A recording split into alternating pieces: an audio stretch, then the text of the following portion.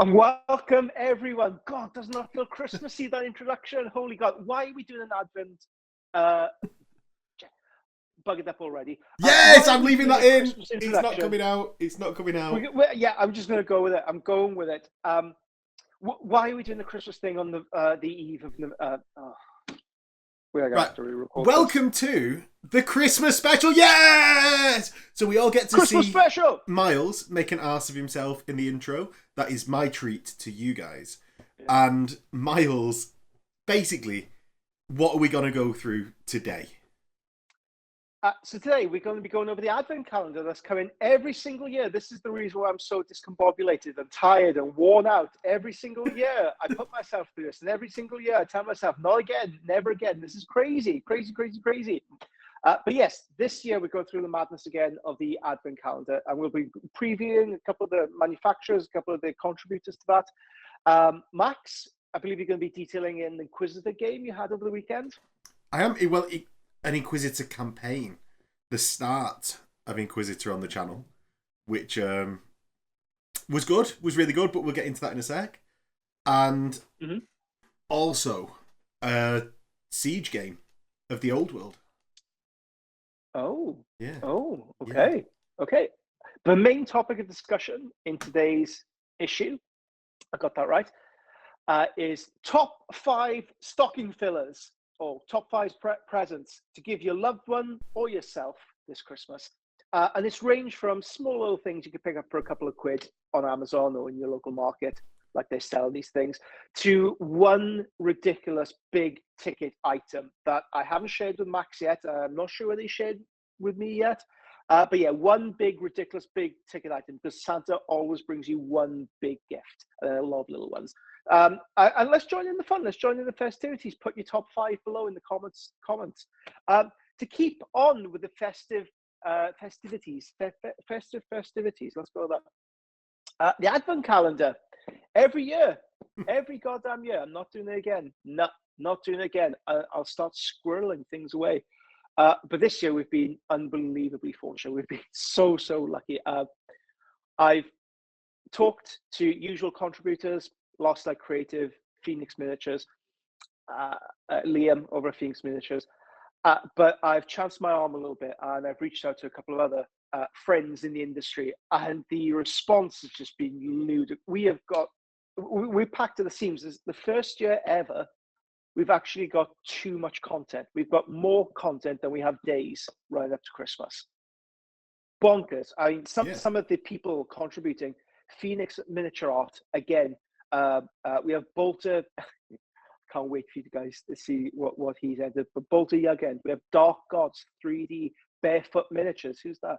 I'll have to scrub him out. DMS Miniatures.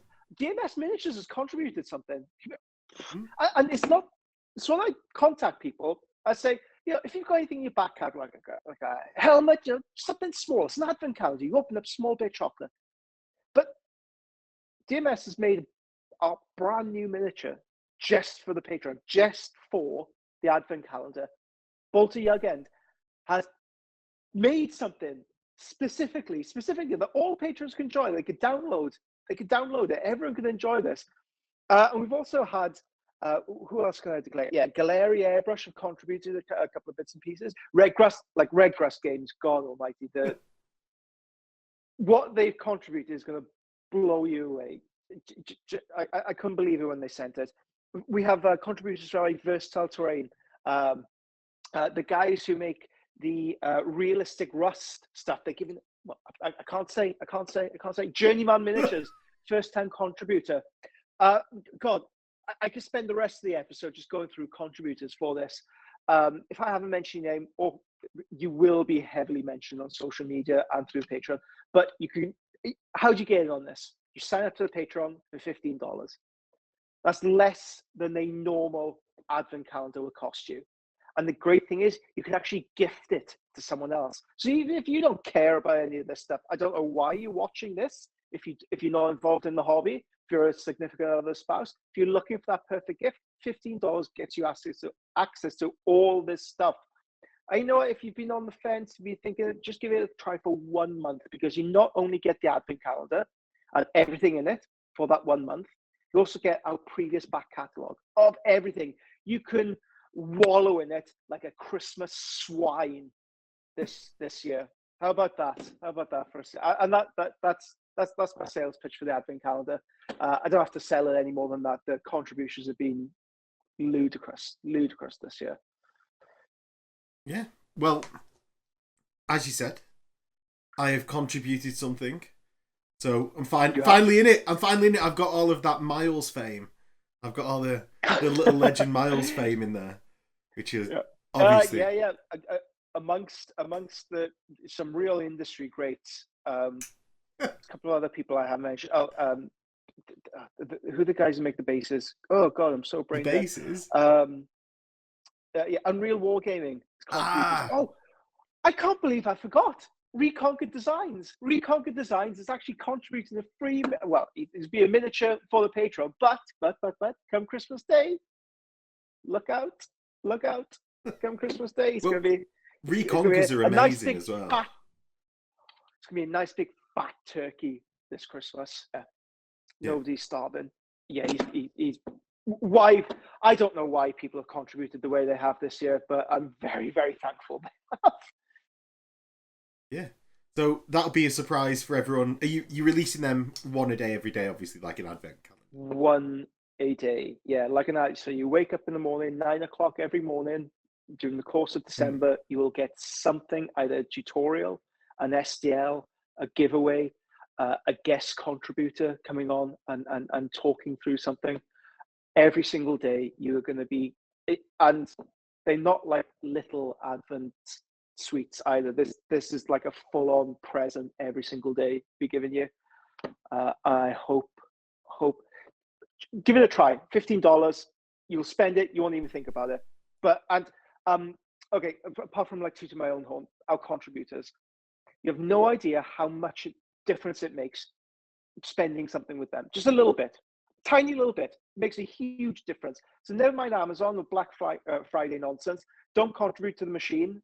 Give to a small manufacturer. Give to a small business. Buy something for yourself from one of these small businesses because it makes such a huge difference. Huge difference. Yeah, no, it's true. It's true. Having worked in a couple of small businesses, it massively does help.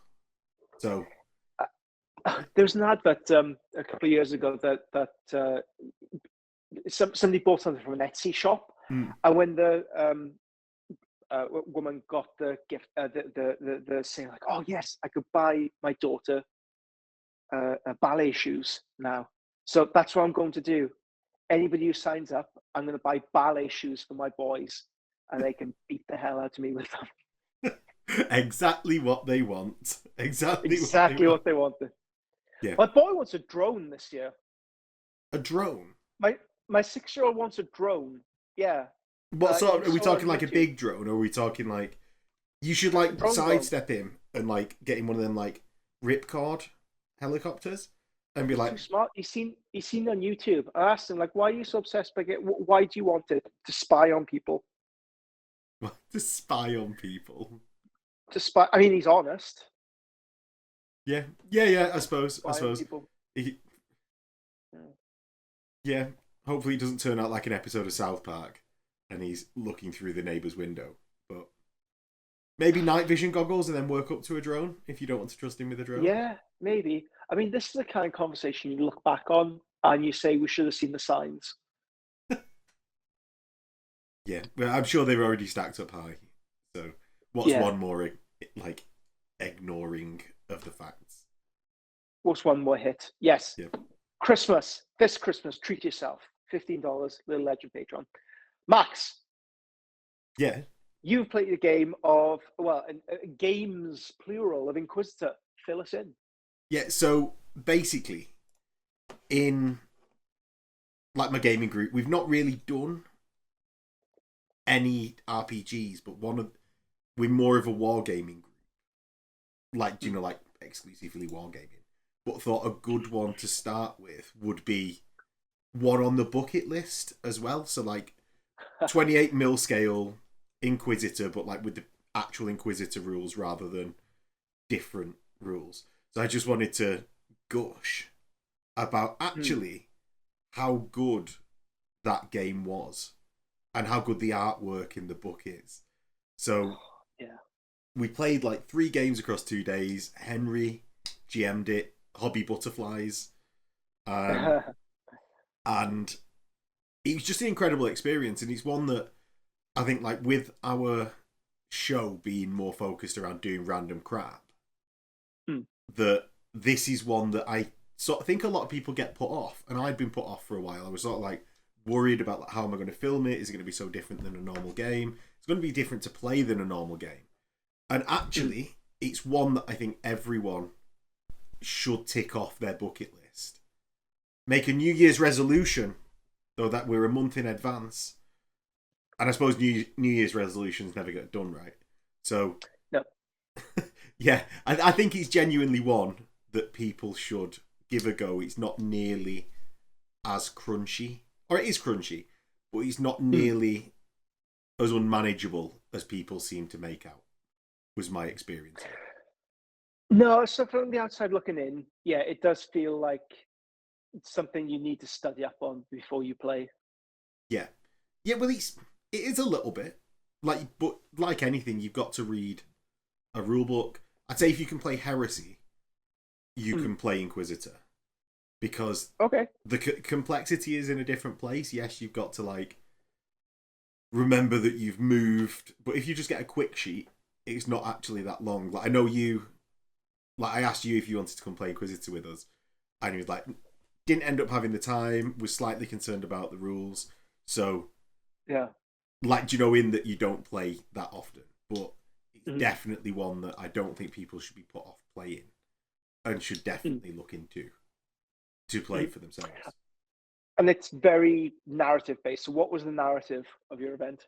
So, well, I'll give the intro, because this will be appearing on channel, hopefully in between Christmas and New Year.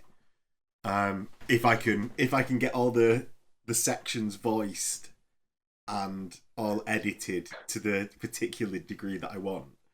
So the story from, like, sort of my perspective was Inquisitor Honestman, Goody Honestman, was sent to investigate a newly appeared space station that had just blinked into existence, like somewhere on the fringes of Ultramar.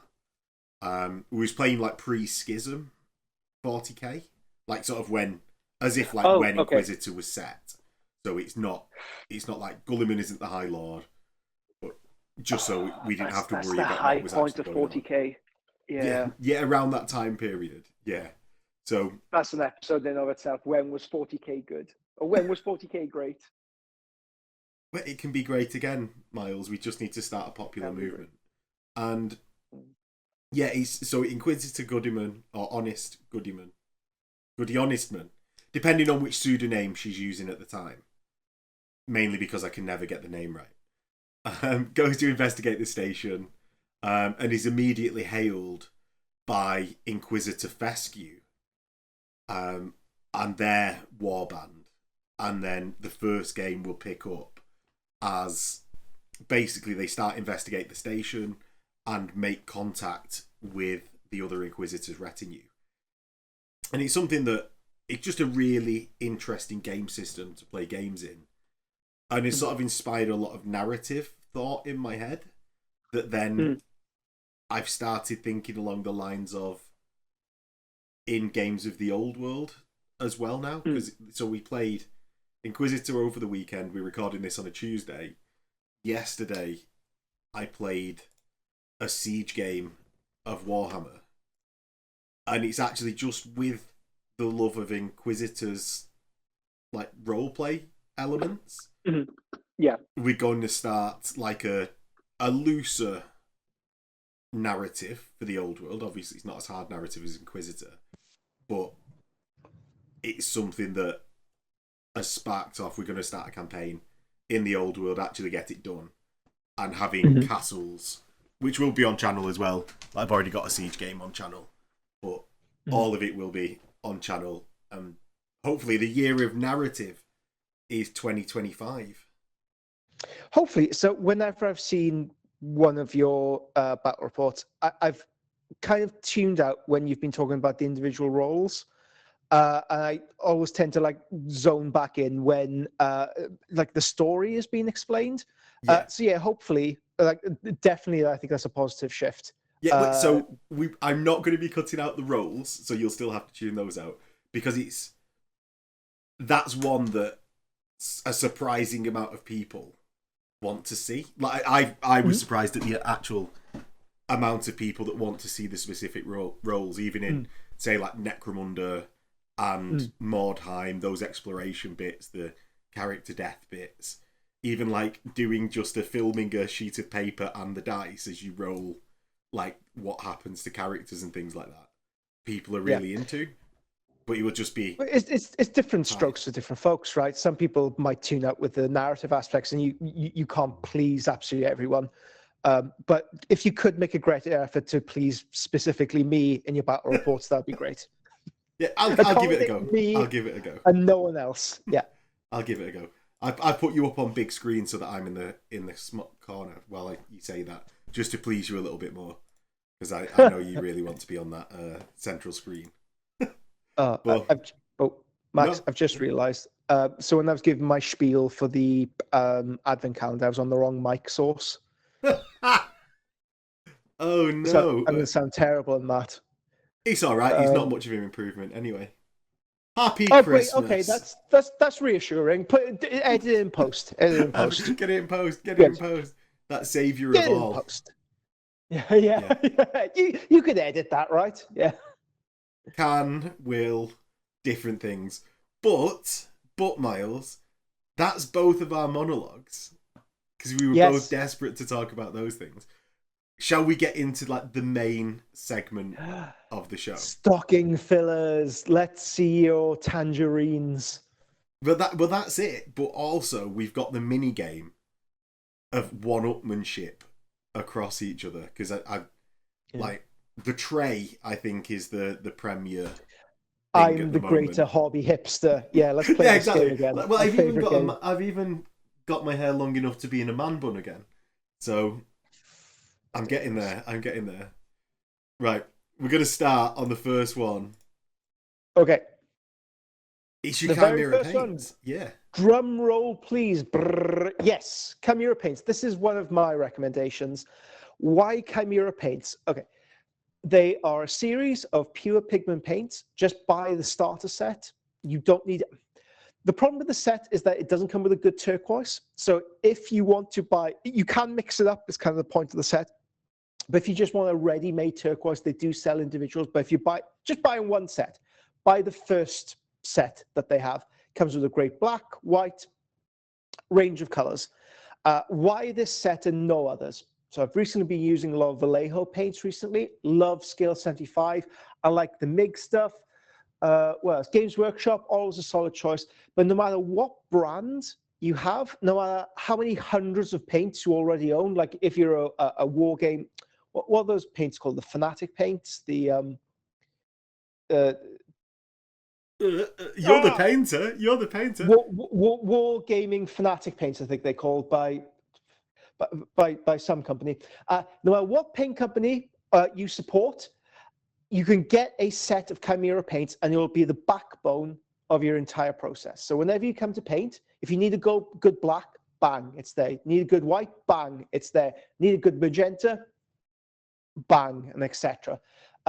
They offer a great opportunity, a great spine to any paint set, and they also come with a really cool little mixing and matching booklet in here. So if you're unsure about mixing and matching your own paints, or perhaps you're looking to progress your miniature painting beyond Games Workshop or beyond like the basic stuff that they have a really useful chart here on how to mix up a variety of different paints. And using a limited set of paints like this forces you into more creativity. So if you're looking to expand your skill base, your skill range, you want to learn a simple mixing and matching, Chimera paints. That's my first choice for a perfect stocking filler. Do you know what? As well, on mixing up your own paints, yeah, I also think it's really good for learning that it doesn't matter about slight variation in colour. Yep. Do you know, like across an army, especially if you're, say I'm going to paint ultramarines, right? Especially if all of the blue is the same and airbrushed, having slightly different reds. And I'm going to steal this point as if I made it originally, but actually it's something that you told me about a year ago. I know when I was worrying about it. But across the last year, like having slightly different reds or across the army, it just doesn't matter.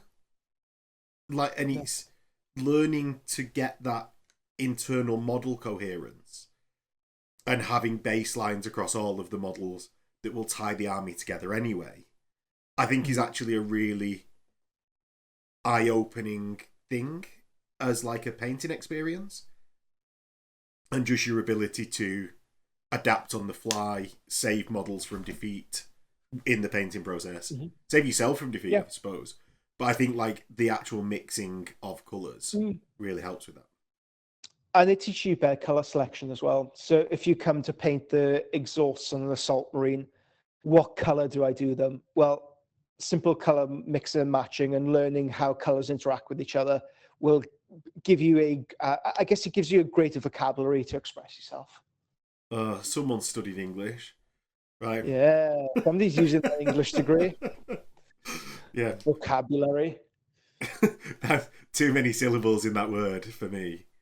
So, What's your first pick? Well, my first one, Miles, is I don't know whether you've heard about this technique, but it's called stippling. And so I wanted to suggest Stifling. Stifling. I've only seen it written. It's like the wind. But must be an amateur technique. I've never heard of it. Yeah. So I just wanted to throw out their stippling brushes because 100% necessary for stippling. Can't possibly use a dry brush because this looks totally different. But treat yourself. It's Christmas. Get a stippling brush. Is my... you can get the ones from Rosemary & Co. If you're looking for stippling brushes, they don't do them. They're called smooshing brushes. And like Max said, if you have dry brush brushes, you could do the same technique. But smooshing brushes, they are slightly shorter handle and they are slightly softer. What that means in practical terms, very little to us. But if you want to come off as a hobby hipster, you can repeat those talking points to your friends and seem like you know what you're talking about. Yes. Well, and I also want to point out that I started on this one. And I've also only done 3 choices because I'm so confident in these other 2 choices will destroy Miles's that I didn't need the full 5. I only needed them 2. So in this war of Max versus Miles, we'll get into your next one, the third one. Well, you got the man bun going on already. So my next selection is going to be Kirill Kanaev's FAQ. It's the book. Okay, right. Let's start off at the start because I've no idea who Kirill Kanaev is. So Kirill Kanaev is possibly the greatest miniature painter in the world of all time. Okay. Russian artist, but don't hold that against him. He does the most unreal paint jobs, especially his non-metallic work. It's the kind of book that if miniature painting was taught at universities, this would be part of the curriculum. This is I guess, like higher level textbook for people. Now, that does sound intimidating. If I just want to slap, what's that stuff you put over your miniatures? Engine grease? Engine grime, Miles. Come on, I thought you were a painting master. Engine grime over your miniature. If you just want to slap that all over your miniatures and remove it, there's nothing wrong with that whatsoever. If you want to slap chop the hell out of all your miniatures and whack contrast paint over the top of it, there's nothing wrong with that. Oh, good. Whatsoever. So this book is good for telling me how to do that. This book will help you make better decisions. So it'll tell you, things like, if I'm painting yellow, perhaps I want to use a purple or a pink underbase. It'll give you guidance on the natural, if you come to paint like fur, for example, it breaks down the anatomical versions of how fur flows across the surface and how you can maneuver your paintwork to imitate that. No matter what skill level you are, skill range, I would highly advise that you buy this book. even if it is a little inaccessible to begin with, you could at least admire from afar the skill and the journey ahead. So that's why I'd recommend it to all skill ranges, even if it's completely out of your depth, even if you feel like you pick it up and go, I can't do anything with this. It allows you to see where you could head in your miniature painting journey. And it's very well presented. It's easy enough to get. And it does come with a cool color wheel as well, which is a little added bonus. Ooh. Yeah. Yeah, and also, if you do feel out of your depth with it, it could be like your coffee table book that you have there. Like one of my, you could leather bind it and be like, this is one of my many leather bound books. Or, coffee table book that's just like, look at how much of a serious painter I am. And then no one's going to think any different. A whole section on stippling. Oh, non-metallic. There's a section as thick as my fist, not only explaining recipes, but the thinking that goes into the creation of effective non-metallic metal. And not only tells you the basics of how light reflects off a metallic object as opposed to a matte object, but it also goes into highly reflective surfaces and the differences in rendering them. It is the most comprehensive article I've seen on non-metallic to date. And it's launched the thought process of 1,000,001 different artists out there. If you buy one book on miniature painting, sign up to my Patreon. I have PDFs on there. Print them out. Print them out. No, buy this book. Buy this book. It's revelatory. Demonstrate your purchasing power. Right? Yes, absolutely. Next is mine, Miles, and that is the Creecut Joy. Now, this is on like one of the upper end of the price range, I think. I've not looked at any of the price ranges really, but I know mine. So this is a Creecut Joy. And what it is it's a stencil cutter, and it's only about it's like that big, right? So it's really easy to pack away. It's 120 quid, Amazon Prime next day delivery. And what it does is obviously allow you to do stencils on models. So what I've got next is, this is Mike Fellhanded's work from actually a while ago now that he did with a Creecut to do this Japanese, like, is it got Oni mask? Yep. I'm going to get shouted at if I got that. That's very culturally insensitive of you, Max. Potentially. I don't know why, but I will be offended on the part of other people. Yeah. So cancel Max. Hashtag cancel barefoot miniatures. Hashtag cancel Max. Yeah. So and I think it's something that allows. This is going to sound bad because I've got mics up, but he's obviously an incredible artist. But it's allowed like an idiot like me to do stencils very easily. Yeah. Like on my Thunderhawk. So it's allowed me to cheat as much as you can. Cheat widely without reproach. Cheat as much as you can. Yeah. Mike, he's found a tool to make it effective. Decals. You put decals on your stuff, they look effective. Airbrushing is cheating. Using better brushes is cheating. Using contrast as paint is cheating. You cheat enough, you end up with an amazing looking end result. Hell yeah. Yeah. I'm all for cheating. Yeah. So that is my next suggestion. Okay, excellent suggestion. You haven't blown me out of the water yet, though. I feel like I'm holding my own here. No. It's you've got a good riposte here, which is your Thunder Warrior, not Thunder. What's it called? Ursus Astra. My Space Bear. Space Bear. Okay. Space Bear. Yes. So with the launch of Trench Crusade, I guess this is sort of like a wider thing. Invest in a custom. Invest in an STL. Go to a manufacturer, go to somebody with a 3D printer and get something made by a smaller manufacturer. So in this case, this is representative of, I guess, like all STLs, because the market is so saturated with amazingly talented sculptors. Producing sculpts for very little amounts of money. I mean, you can. I bought a Raptor squad the other day for a $5. Just insane. Like I can print them out as many times as I want, and I get a full squad for a $5. And even if I had to go through a printer for this, it would still cost me far less than getting another version of it. But with this miniature, we've had them printed up, we've had them cast professionally, and they were the last year's Advent calendar release. So Christmas Day, we do like releasing a new miniature every year, and this is last year's version of it. Can be used in Unification era-esque wars or Trench Crusade wars as part of the Sultanate. It's game agnostic. It's made by Wilf from Divergent Realms.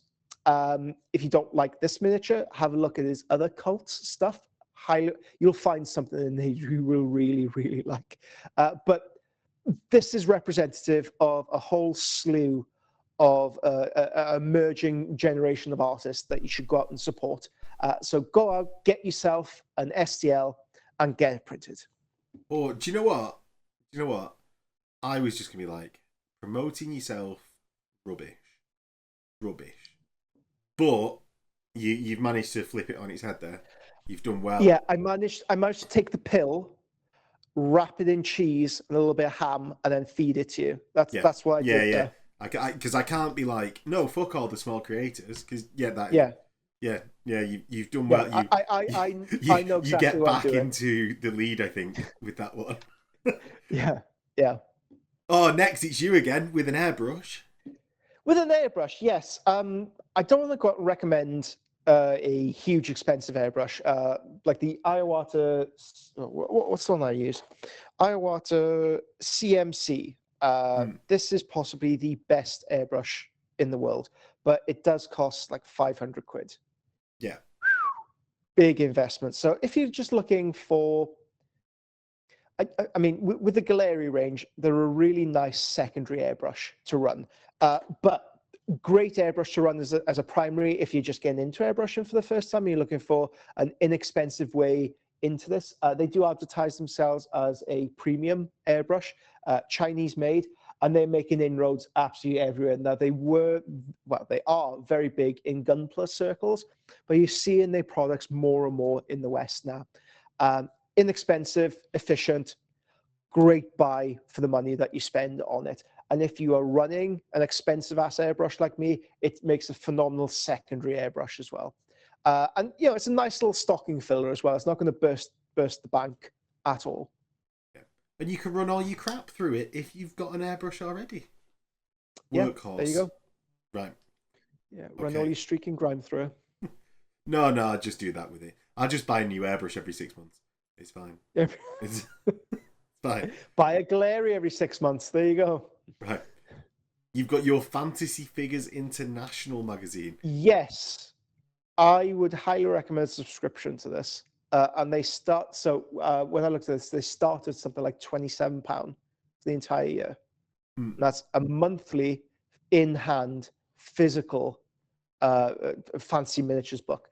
I know there are like online supplements. I know there are online fanzines. I mean, the 28 mag is great, but there's just something different about holding something physical in your, a bit like White Dwarf. You remember that feeling, just waiting for that White Dwarf every month, holding it, flicking through it, just spending a little bit of time away from a screen, unplugged, enjoying something. And they do have an amazing rotation of artists contributing articles and interviews and all the rest of it. It's a lot more accessible than the FAQ by Kirill Kaneev. It's a lot more accessible than that tome of a book where you can kill a home invader with it. Whereas with this, every month, a little something comes along, and for the price of like 30 quid once a month, I think it's an absolute bargain. Yeah, it's a good one. It's one thing, especially with like a lack of other good physical copies of things. I'm trying to dance around saying it's White Dwarf that's crap now. I wish White Dwarf was still edited by Fat Bloke. I wish it was still done by Paul Sawyer. He can make White Dwarf great again. Yeah. So, to what's your knockout punch here, Max? What's going to knock me for 6? What type of transfer does everyone always want? What colour, shall we say? In my experience, gold. Oh, white, mate. White. White. Everyone Yeah, is damn. always after white. Metallics, They are. yeah, as well. Yeah. But like the Yeah. one that pops up relentlessly is white, right? Mhm. And you can't really do custom ones to order them because companies have to buy them in such volume to get white printers. I think we should preface this a little bit to let people know what we're talking about. So you can buy decal sheets from like eBay, and you can print them out yourself. You find an image, you print them out. The problem is your printer doesn't come with white ink. It's CMYK rather, cyan, magenta, yellow, and black for K. Yeah. And you mix those up, you create pretty much any color in the spectrum, apart from white. So when you get the decal paper, you can't do that. And you go to a manufacturer, it is very difficult to find a manufacturer to create a custom white print for you. So what is this? What? Right, so yeah, this is, as Miles such rudely interjected, a white ink cartridge. He just wanted to rob my thunder so that it has less of an impact. So anyone could basically just design your own transfer at home as you would normally, or rip transfers off the internet, like Chainsword has loads of them, or many such places. This is something into a laserjet printer that you can just whack in there. They do loads of different types of cartridges, and you can create your own white transfers. So, How much is this? So an ink cartridge, I last bought one for 27 quid. Okay. So I've got a laserjet printer that they can be a bit pricey, but they never. Ink printers are the ones that always have trouble. Laserjets are the ones that just like relentlessly work. It's the ones that they use in offices. So yeah, these, like the printer in the picture prints to like 1200 DPI, which is very good. And yeah, 27 quid for an ink cartridge. If you've already got a laserjet printer and they do loads of different types of cartridge. So that was my big ticket one. Oh, it's not the big ticket, but like that was my heavy hitter. It's not as good as the tray you suggested. No. I don't think anything can ever top the tray. Nothing at all. Or the dirt you suggested. dirt that is in a different context. I can't recommend that dirt as a product. I suppose I can, but I could have just found dirt off it. Now, coming now to a place near you is dirt. Yeah.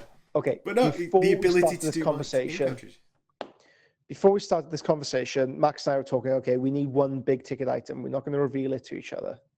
We're going to reveal it to each other now. So, Max, your big ticket item, it could be absolutely anything from any range, anything at all, money, no object. What would be your number one thing for Santa to put underneath your tree this year? Oh. A Thunderhawk transporter. Do you see on eBay there was one? Yeah, but that's why it popped into my head. Like, do you know how much it sold for? I think it was like 1,500 quid, wasn't it, or something like that? 1,500 quid. Yeah. Oh, craziness. That would be a good one. Like legit, still in packaging, still in the 4-drawer bags. That would be pretty special. I say that with an unfinished Thunderhawk from 2 years ago sat next to me. Yeah. But no, it's like genuine. Right, so genuine, like something that someone could actually get hold of. If someone hasn't tried 3D printing, genuinely a 3D printer, because it even if you go on. I think you need the space. So with my own troubles with 3D printing this year, you do need to put a lot of effort into it. And I spent like about 2-3 months doing nothing but ballsing up my print. And this was coming in every day and relentlessly hacking at it again and again and again and again. And I had the luxury of coming to an office and doing that. I could just leave all my 3D printed stuff downstairs. I don't need to be around it. I don't need to think about it. I don't need to like inhale the fumes.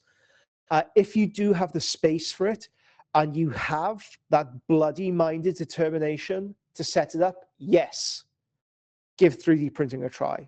otherwise, do something else. Take up golf. Do something else with your life. Yeah, but like, there's no time like now to start, because that can be the big ticket. 3D printers aren't too expensive anymore, and 2 litres of resin is currently like 28 quid. So yeah, it's quite cheap right now, the resin. Yeah. So that's not that expensive. The big ticket bit is clearly the space in the house. Fuck off the extra bathroom. Get a 3D printer room. Yeah, I think the big ticket item in that is your time. Like, how much time you're gonna have to put into developing this thing to get to work. Yeah, do you know what? And I think every day, yeah, you say, oh, it's a good time to get into it. Every day, it's getting more simplified. Every day, it's getting better. Every day, it's becoming a little bit more idiot-proof. I think in the next 5 years, the skills we've appropriated now aren't going to be applicable, because you're not going to have to know anywhere near the same amount of settings, or you don't have to finagle with it the amount that we do now.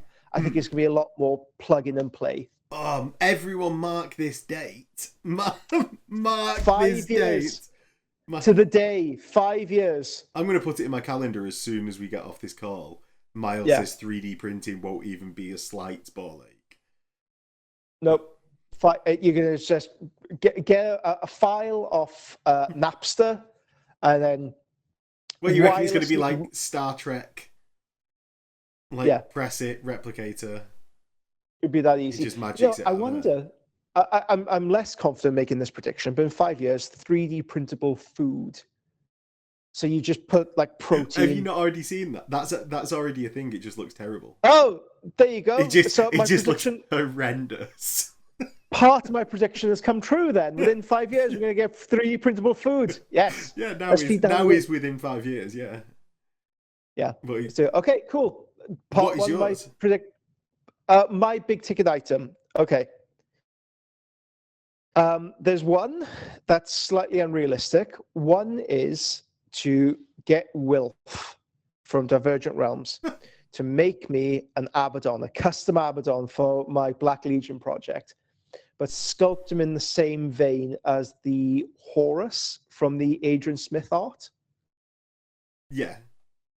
So Abaddon, all the accoutrement of Abaddon, but in that pose.